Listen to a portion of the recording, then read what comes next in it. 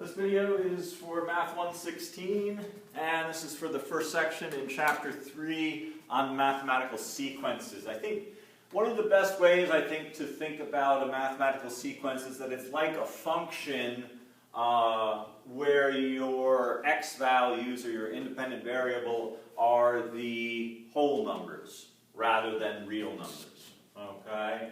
And so we're only going to be looking at, functions on 1, 2, 3, 4, 5, and so on, or rather than any of the numbers in between. So whereas a linear function will go like this, a linear sequence will do this, okay? And so in a way, this is sort of the defining feature of what's called discrete mathematics, which we'll talk about actually in Chapter 4.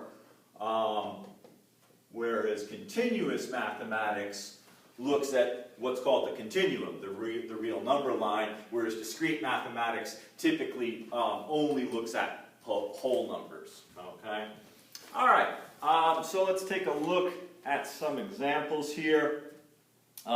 Most of these are relatively straightforward.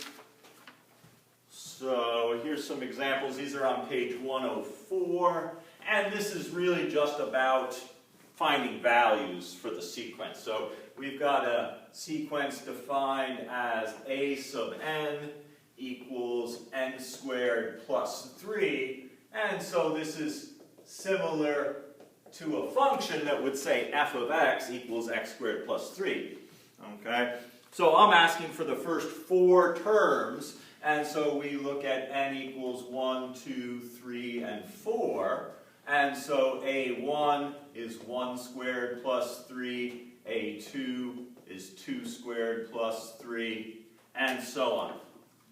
Let's see here. And a4. So this will be 4, this will be 7, that'll be 12, and that'll be 19. And let's see here. And then the 10th term, if you've got a general definition for your sequence, this is no more difficult than any other calculation. But we also have what's called a recursively defined sequence, where the terms are defined by the previous term. So here's an example for that. Example number 2 on page 104. We've got a recursively defined sequence where a1 is equal to 5, and the next term is determined by adding 6 to the previous term. And so here, a2 would be 11, a3 is 17, a4 is 23. Well, now it becomes tricky to find a10 if you don't want to have to find all the ones in between. So that's your choice at this point, is that, well, number 1, you can find a5, a6, a7, a8, and so on. And you can, kind of bypass the recursive definition. I was thinking about an intelligent way for getting there without calculating each individual value, a5, a6, a7, a8, a9, just going right to a10. Obviously, you're going to be adding 6 on every single time. And that's sort of just sort of a call back to, well, what if we had a general term for this? Let's see here. What would we say? We would say an would be 6n minus 1. Yeah.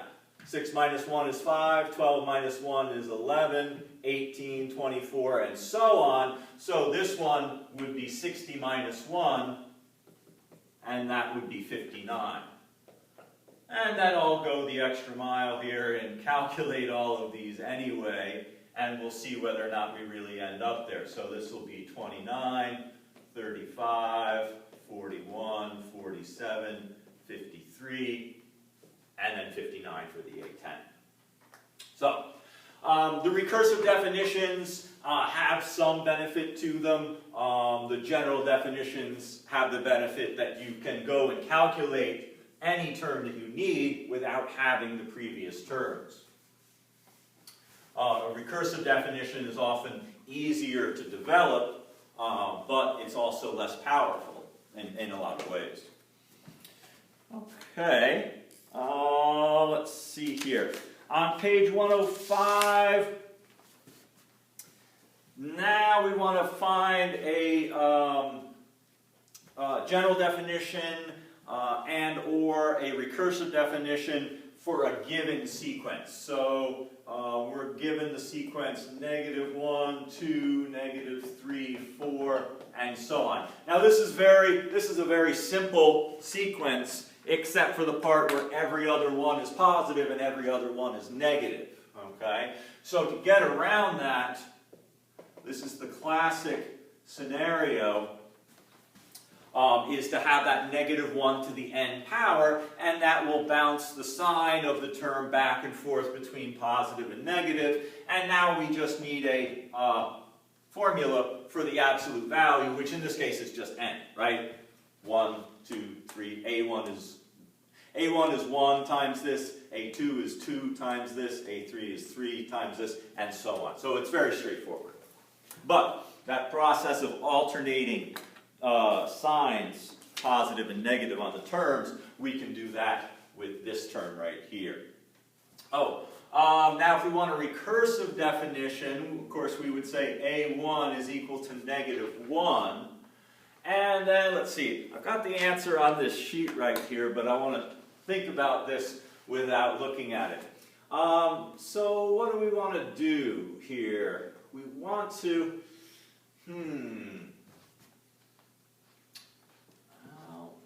let's see, what is a good way to go about doing this? Well, rather than agonize about this, since it's not coming right to my head, let me see what I figured out previously.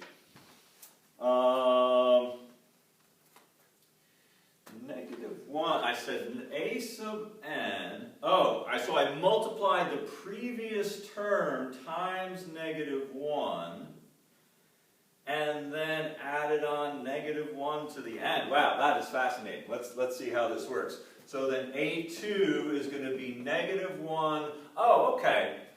So I'm changing the sign by doing this, right? If the previous term was negative, then I know the next one's going to have to be positive. And then I'm going to add 1 to it, or I'm going to add -1 to it, depending on what the sign needs to be. Well, that is kind of interesting. All right, and I can see why I didn't come out with this automatically. -1 squared. It's a little bit convoluted. Let's see. Oh, this is going to be the -1. There we go. There we go. 1 plus 1, 2. A3, -1 times the 2, and then -1 cubed, so that'll be -2 minus 1, and there's our -3. Well, that is pretty crafty, but like I said, I think it probably took me a little while to come up with that, but it is interesting. So some sequences really lend themselves to one or the other, and that's kind of why I asked you to try to do both. If you don't get, if you struggled with this one, that's fine, okay, so long as you have this, okay? I think it's good to try to get both, but if one turns out to be a lot harder than the other, that's fine. You can just stick with that one. All right, the next example, this is what's called an arithmetic sequence, and we'll talk more about this in a couple sections over. But here you've got a constant difference between the terms. Here, the constant difference is 3. Okay? And this is like a linear function where the slope is the constant difference. All right? And so one way to go about doing this is to write it like a slope, 3n plus, and then we'll fill in that blank. That would be the y-intercept in a linear function. Here, if we want A1 to be 5, we would need to add 2 to it. All right? Will that work for A2? 8 is 3 times 2 plus 2. Yeah, good. Okay. So there's our general term, 3n plus 2. Now, the nice thing about this is one where it's easy to do both. It's easy to do both the general term and also the recursive one. The recursive one, you've got a1 is 5, and then the next term is just going to be the previous 1 plus 3. Pretty straightforward. Okay? I think these are both easy to come up with, and I don't see any reason why you wouldn't be able to do that. Okay. Let's look at the next one. So this is a common multiplier or a common ratio.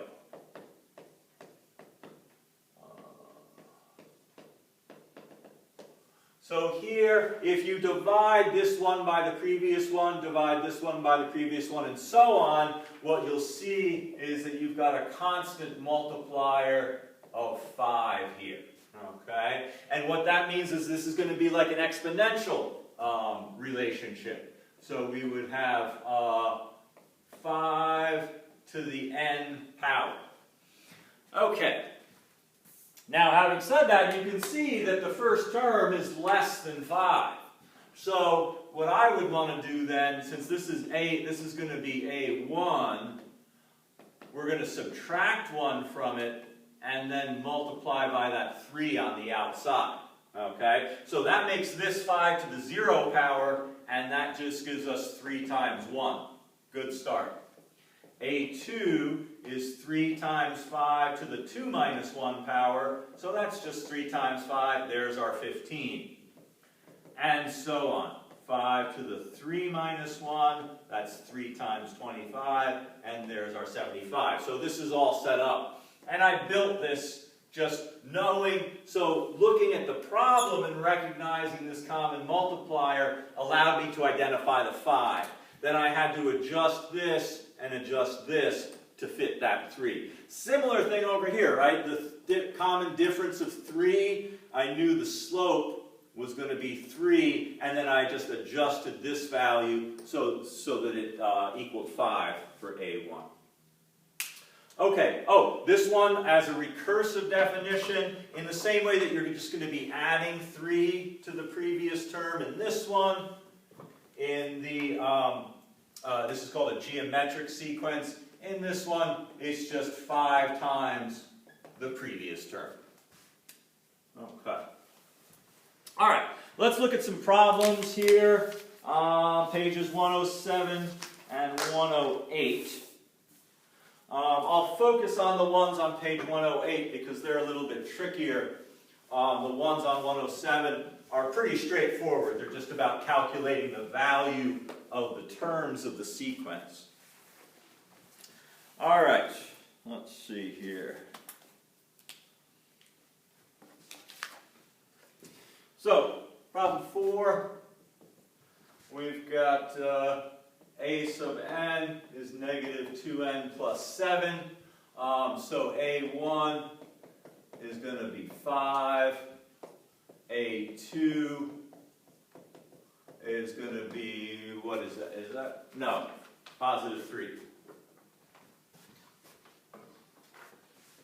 There we go. And then this one will be positive 1. And the fourth one will be negative 1. And you can see that this works very much the way that the slope works. It counts down by 2 every time you move on for each subsequent term. And then we can just plug in the 10, negative 20, and 7 gives us negative 13. Okay, let's see here. Problem 6. We've got a sub n, 5n squared minus 1. So that's just going to be 4. That's 20 minus 1 is 19. Let's see, 45 minus 1 is 44. 5 times 16 is 80, so that'll be 79. And then this one will be 5 times 100 minus 1, 499. Like I said, pretty straightforward. Problem 8. So here's an alternating sequence. We've got that negative 1 to the n plus 1 times 1 over n. So A1 is going to be, I'll plug it in. You can do this without plugging it in if you want. So this is going to be a positive 1. Okay. A2 is going to be negative 1 over 2. We can plug it in and calculate this. This will be a half. This will be negative 1 to the 2 plus 1. That's going to be a negative, and that's what gives us that negative there. So then the next one will be positive 1/3, then negative 1/4. All the even ones are negative, and so A10 is going to be negative 1/10.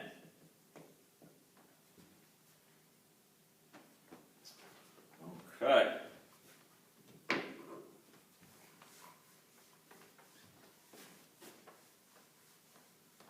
Now let's look at some of the recursive ones here. Let's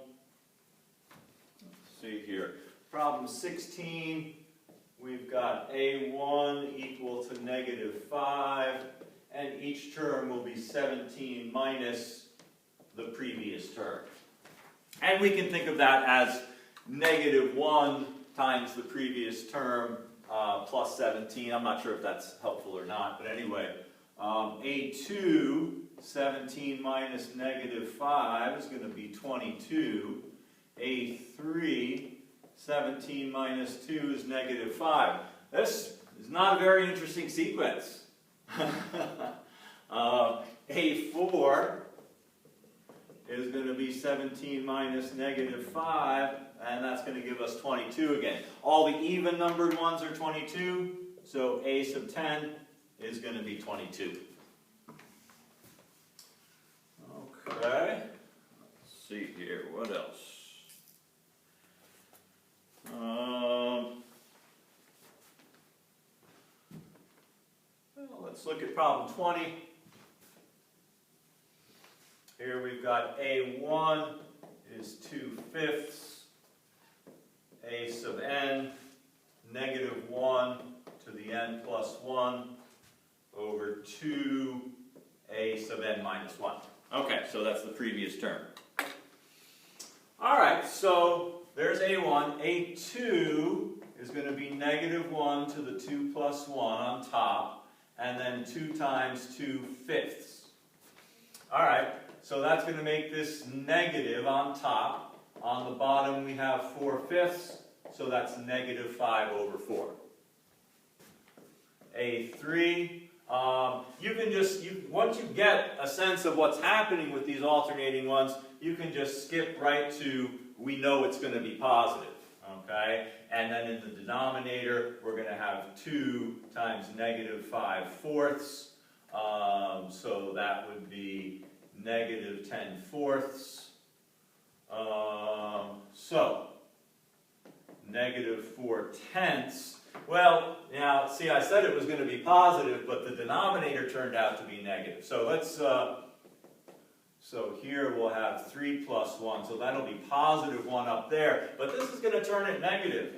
And so that's going to be negative 2/5. Okay, interesting. Same as that, but different sign. All right, let's keep going here. A4 is going to be negative 1 to the 4 plus 1, so that'll put a negative 1 in the numerator. In the denominator, 2 times negative 2/5 is negative 4/5. Those cancel, and this gives us 5/4, but positive 5/4. Okay? And then A10 is going to be negative 1 to the 10 plus 1, so that'll be negative 1 on top. And in the bottom, 2 times 5/4 is 10/4, so that'll be negative 2/5. And that takes us back to this one. Oh, actually, so yeah, so there is a pattern here that I think we're seeing. So this negative, so every 2/5, negative 5/4, negative 2/5, 5/4. I wonder, I'm just curious what the next one would be. So this top piece would be positive 1, 2 times 5/4. So this is 2/5. So there's the return. Okay, so it's a a four-piece pattern. 2/5, -5/4, -2/5, 5/4. 2/5, -5/4, -2/5, 5/4, right. So, and then this is part of the third sequence of these things. Okay. All right. Let's look at these problems on page 108, where we've got a sequence and we need to write, if we can, both a general term and a recursive definition. So, problem 22, we've got 9, 11, 13, 15, 17. So, right away, you can see, at least I hope you can see, we've got a common difference of 2. Okay? And so the general term here, a sub n, would be 2n. To get this to 9, we'll need to add 7. Okay? And then after that, you'll have 4 plus 7, 6 plus 7, and so on. Your recursive definition, a1 is 9. Each term will be the one before it, plus 2. So that's a very simple one to start out with. And that's what's called an arithmetic sequence. And like I said, we'll look more at those in the next couple sections here. All right, problem 24. -5, 4, 13, 22, 31. So let's see. It's a difference of 9, 9, 9. Another arithmetic sequence. 9n, and then we would have to subtract, 14. So that would be 18 minus 14, good. 27 minus 14, good. So that works. And then this one, we just say a1 is -5, a sub n is the previous one, plus 9. Okay. Problem 26 is a little bit more interesting. 5, -10, positive 20, -40, positive 80, and so on. So hopefully you can recognize that this has a constant multiplier or a constant ratio. The constant multiplier here is a -2. Okay? So for a general term, we've got an alternating sign, so we're going to need a -1. To make the first term positive, you can either do n plus 1 or n minus 1. Because that would start you out at either -1 squared or -1 to the 0 power, both of which are positive 1. That's what we want. Then, let's see, our constant multiplier is 2. What do we want here? 2 to the n minus 1 times 5. Okay, so that's kind of convoluted. I think there's probably an easier way to go about doing this.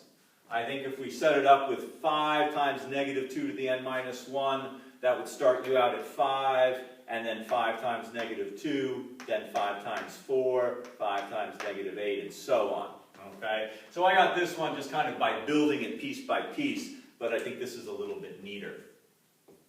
Okay, and then the recursive definition, we just say take the previous one, multiply it by -2.